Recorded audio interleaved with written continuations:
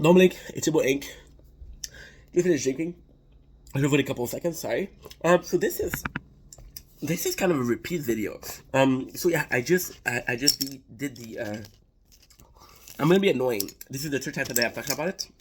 I was talking to a guy, and that person. Okay, it's not to brag. It's not to actually brag, but we were talking about anime, and I'm kind of the guy who put him up to anime. Well, me and my other friend at work, right? And we kind of put him on to anime. So, of course, when the guy said, "Oh, yo, I've been watching," he just finished watching AOT, I think on Titan, and he was like, "Holy shit, that was good. Thank you, bro."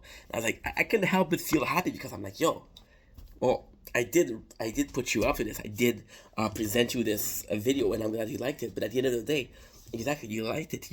I introduced you to something you like. That I'm very thankful that because something we do like together. And I'm grateful that me liking something made you like something, and that you enjoying something thanks to me.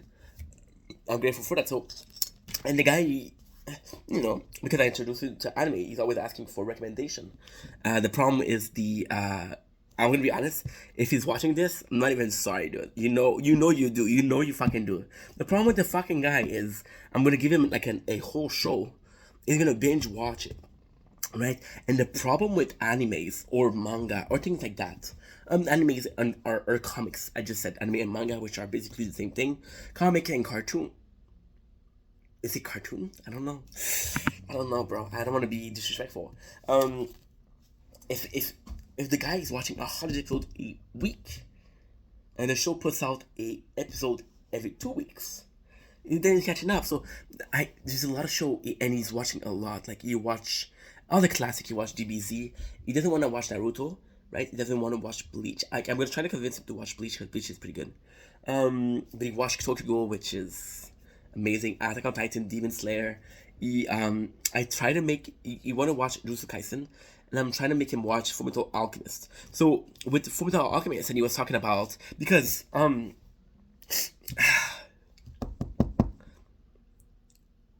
we're good. We're really good friends. So he knows the anime I enjoy, and he knows my opinion. The guy actually like is a good friend, and he's smart. So he knows my opinion. So for example, if we let the best example, we both like Dragon Ball and Attack on Titan. You know the reason why I like Attack on Dragon Ball. You know the reason why I like Attack on Titan. So today it's like, yo, I know you like those two shows. I want to watch Jujutsu Kaisen, because let's be honest, Jujutsu Kaisen right now is all the talk about. It's amazing. It's great. It's probably on top it's on top of here, right, of the list to be to for the next anime that's gonna be popular. Because Attack on Titan just finished again. Attack on Titan was one of the best, one of the most popular anime, right? So we're replacing that with something else, and something has to start. That's a cycle of life. That's a cycle at all. And the guy was talking about how would you say it's more like AOT or it's more like DVD? And I was like, well, it's hard because you can't really compare Jujutsu Kaisen. So this is for the people that know Jujutsu Kaisen. You can't really compare to Dragon Ball because yeah, the show Jujutsu Kaisen, I feel like it's meant to be like something. I'm telling you guys what I wrote to him. Jujutsu Kaisen feels like it's a show about because the fact that so you like Dragon Ball because it's fun, it's a lot of combat, and it's power up, and it's always what is the next power up. It's always, oh, what is the big fight, and it's always about overcoming challenges. Attack on Titan is not always about overcoming challenging challenges. There's sometimes you lose. In Dragon Ball, they don't lose. But in Attack on Titan, how many times did Levi lost a companion, right? And Attack on Titan, he likes it because it's very dark. It's very sad. It's like, yo, and the guy's like, I do like that, but I do like Dragon Ball. So if I'm looking at Jujutsu Kaisen, what do I look? I said, well, Jujutsu, since it's kind of like it's a school, right? And the schools, he's a big fan of he's a big fan of comics. But it's like kind of like X-Men. They're these students, and they're learning to destroy demons, and it's funny. It's funny because and like in X-Men or Naruto, because they're also students, or even in my Boku no Hero Academia. Boku no Hero Academia, however, there's a lot more students, so there's a lot more about the students. And then he was asking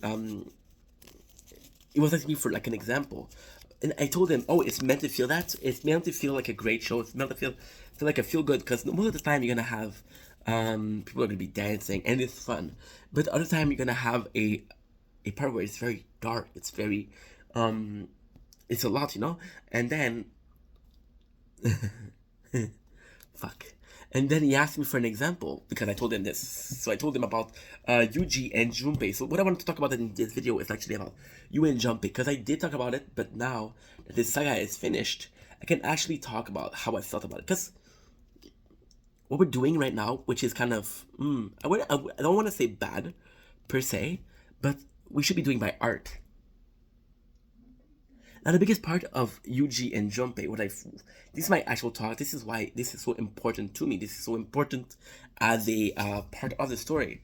Is I felt like, okay, the original mission for Yuji was to capture Junpei, but then he saw that Junpei was a bully, wasn't being a nice guy. Well, they became quick friend. He met his mom, and he was like, "Yo, it's a good kid." Right? Yuji wasn't necessarily bullied, but he wasn't the most liked kid at school. He didn't have any friend, and most people, they just care about him because it was athletic strength. So he was very lonely, right? Which is something him and Junpei, they whatchamacallit, they whatchamacallit, holy shit, they relate on that, I guess. Yeah, they relate on that. And so it was kind of cool to see that, yo, maybe those two are meant to be great friends.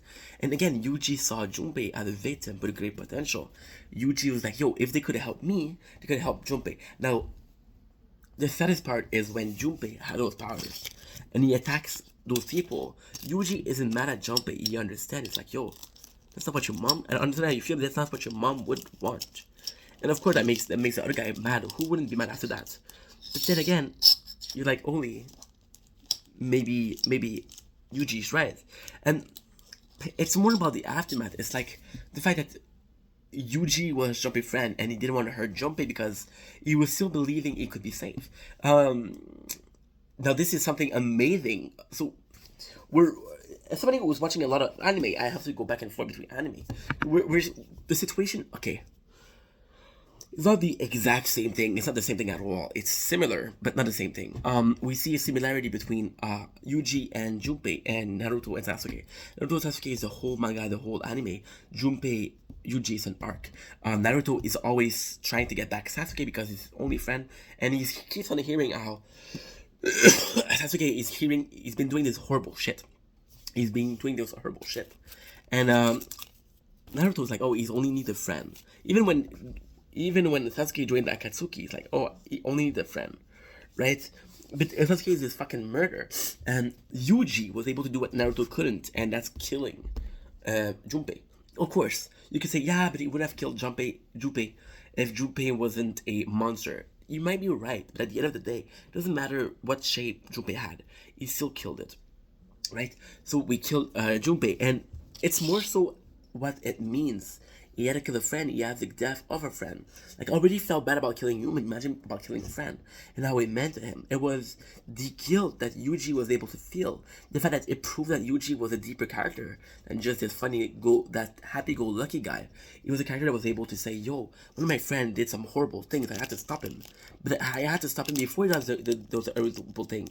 I gave him a chance, and although he didn't mean to destroy and kill those people, it was all an act of rage. He still killed those people, and that's my fault. That's me being guilty, and it's also Yuji being able to say, "Well, I couldn't help."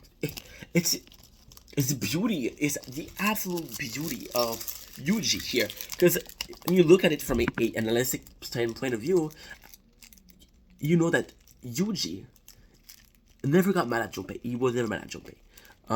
He was mad at himself for not stopping Junpei, and it's also the fact that if I captured, like I was asked to do Junpei before, nobody would have gotten killed.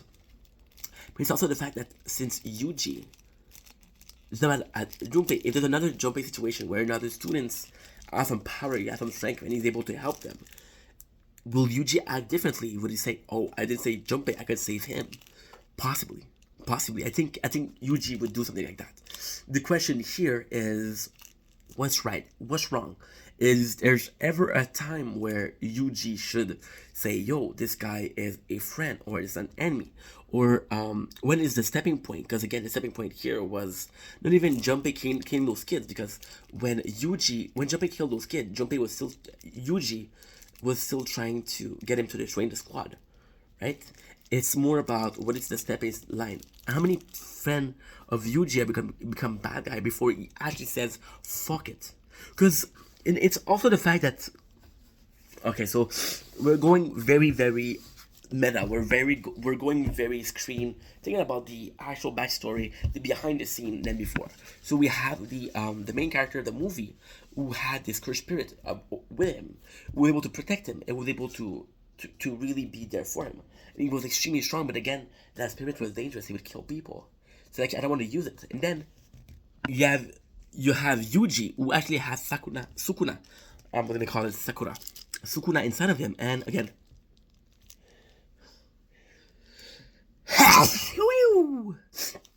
you have Yuji, who has actual Sukuna inside him.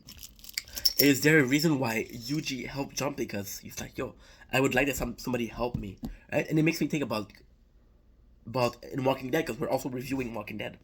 And again, I know Walking Dead and Jujutsu Kaisen has nothing to do together, but I'm analyzing the two program, or the two shows, or two content, two media together. And there's a part where, and I can't help but do like not crossover, say, but comparison. There's a moment where Glenn saved Rick, and when asked why, he said, "What? I'm hoping that someday, somebody will save me the way I saved you." Maybe Yuji. There's also this very fucking dark theory. There's also this really, really dark theory. The reason why Yuji absolutely wants Junpei to come in. There's a possibility that Yuji believes that Junpei is trying. It would be, if Sukuna was to escape, the more power, the more student they have, the better chance he has to be stopped. It could be his motivation also. So yeah, so I want to make that clear. I want to make a video out of that. As always, I love you guys. Take it easy. Peace, my dudes.